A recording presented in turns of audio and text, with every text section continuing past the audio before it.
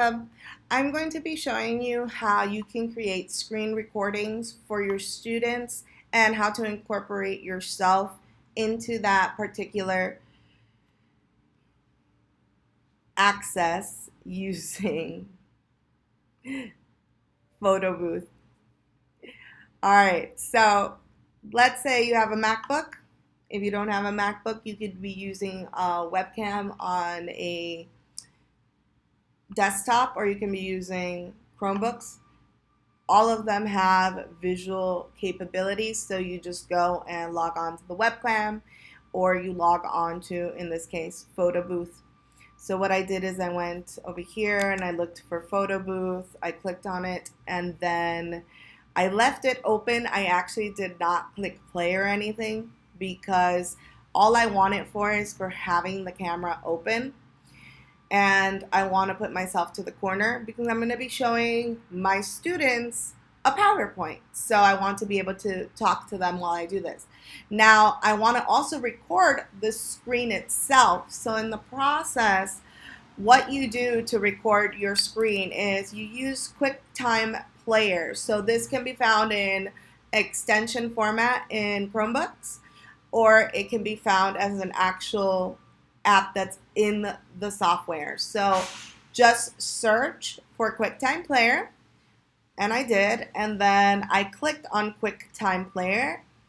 I go up here on the left-hand corner, and I click on File, and obviously I'm currently recording, so it's not going to look identical, but this spot right here where it says New Screen Recording, that's going to be in black. So I would click the new screen recording and a little screen will pop up with a circle and a red dot. That red dot has you choose which microphone you're going to use to record your device. So make sure you click internal mic if you have an internal microphone in the computer, or an external microphone if you have one plugged into your computer.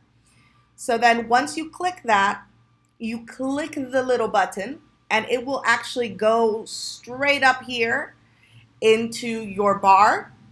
It will go and look like a little circle with a square inside it. And that's actually what's recording you. So right now I'm being recorded, and I know I'm being recorded because that button is there. When I want to stop being recorded, I need to go click the button and it turns off the video. Now, I wanted to show you this ability because a lot of people want to share their PowerPoints, but they want to do a little lesson with it. So this is one way to do it, using the internal webcams of your desktops and Chromebooks and MacBooks. And then I go and I log into my Google Drive. I had already left it open. I have a simple PowerPoint that I did earlier this year, and I wanted to make sure that I could present it.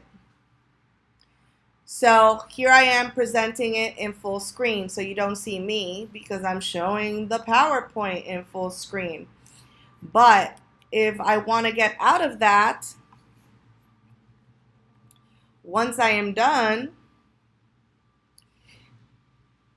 I need to escape, ESC, on your computer, and it will then take me out of the PowerPoint. But let's say I wanted to have the PowerPoint and my face on the screen at the same time. I would just minimize, let me close that, minimize my screen and click on my webcam so that they can see me and I can still show them the PowerPoint. So here I am showing them the PowerPoint. I'm like, oh, look, guys, this is the first slide. And I talk about whatever I need to talk about. And then I can go to my second slide and I'm still talking and they can still see me.